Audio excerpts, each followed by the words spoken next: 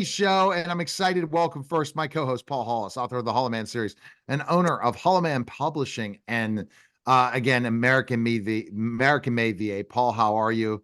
That's the hardest part of an interview is the beginning and the end, and that segues everything. But go ahead and introduce our guest, and I already have a segue into that guest. Thank you. We are interviewing today Mina Valentin, and she's going to tell us about historical romance, how to write them, and what's the best parts to read. So, welcome, Mina. Mina, thanks for coming on. I was going to segue as I talked about a story of how to do a podcast. There's a beginning, middle, and end, and the hardest parts are the beginning and the end. Is it true about writing a romance novel? The same thing. The Well, beginning and the end are hard. The middle is not as difficult. well, most writers, I think, already have some kind of plot, so they are better at understanding how to put the beginning together and what they want for an ending. It's that middle that can get what they call soggy, so that you're bogged down and you're going, oh God, now I don't know which way to go with this. Do I want them to be in danger? Do I want to add another character here? That's why they call it soggy, because there's nothing firm about it. So that can be difficult. There are certain characteristics that when people read a romance novel, what they are expecting, and one of the things that they expect is a happy ending. That is a requirement. You can't kill off the protagonist. He has to survive. But the protagonist needs a flaw. Has to be something about him that he has to overcome in order to reach that happy ending. So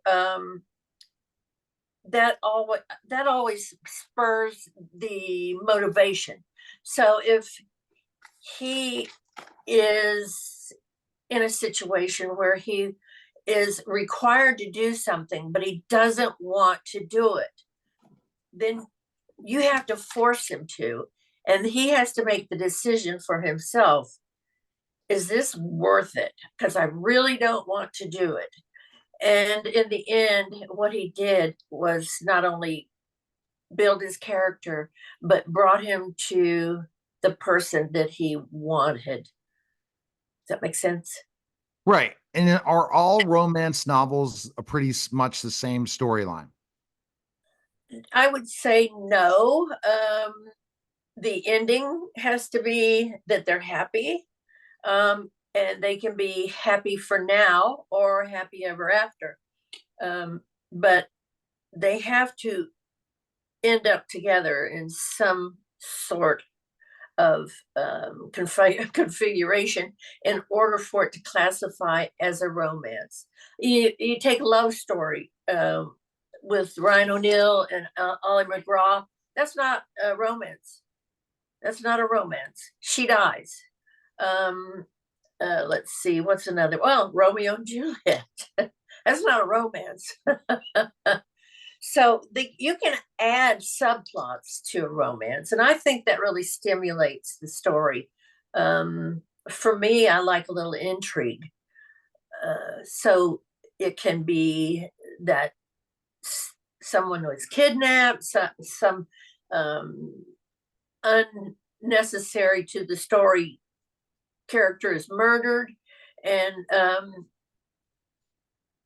the protagonist doesn't care about the character that's dead. He doesn't want somebody's pushing him to find out about the death. He doesn't really want to, but something else motivates him to find out, and that takes him to a place at the end.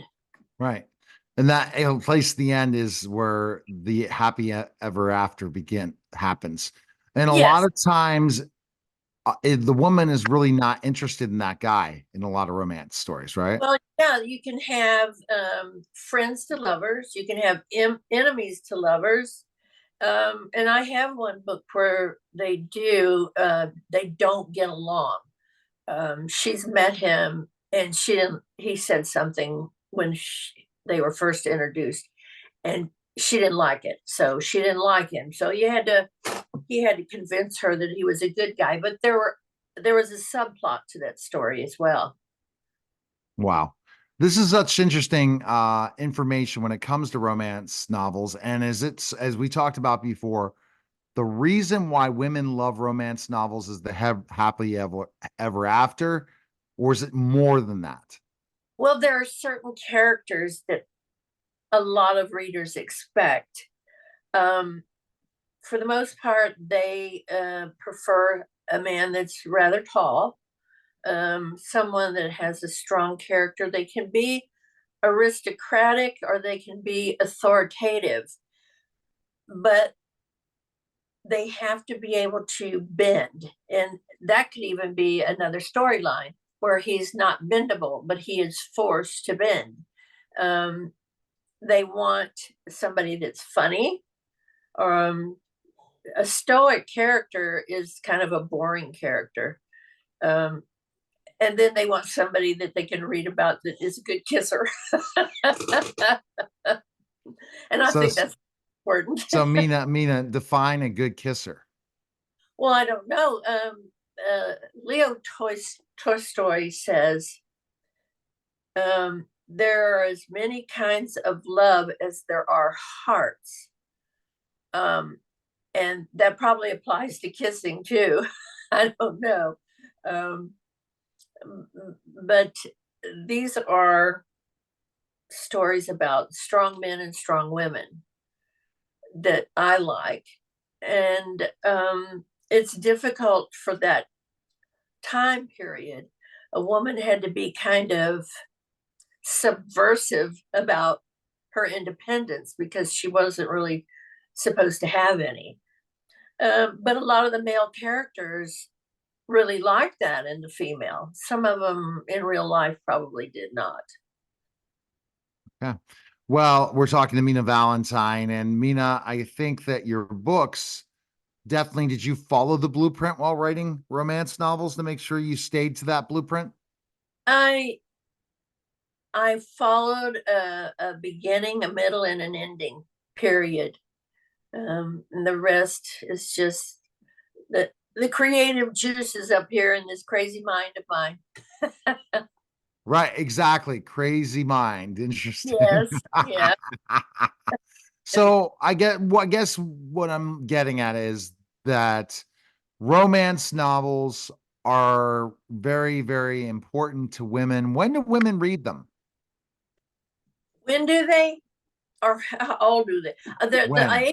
The age range for people that read them is 18 to over 65. Didn't Right. used to be that way, but with the advent of ebooks and internet, it's really brought in a broader range of readers. So there's a broader range of subplots, anywhere from the religious kind of love to the kinky. Okay. Well, that's for another time and another place and maybe another show. We can check out Mina Valentin on all different social media. Soon, Mina Valentin's website will be up and book will be out, and we can't wait. It's a good book. I hope everybody will buy it or read it. It's a good book. I think that putting the connection of historical time, they can really picture that great romance happening to them. So I appreciate it, Mina, and thanks for stopping by. Thank you. All right, you're listening and watching The Neil Haley Show, and we'll be back in just a moment.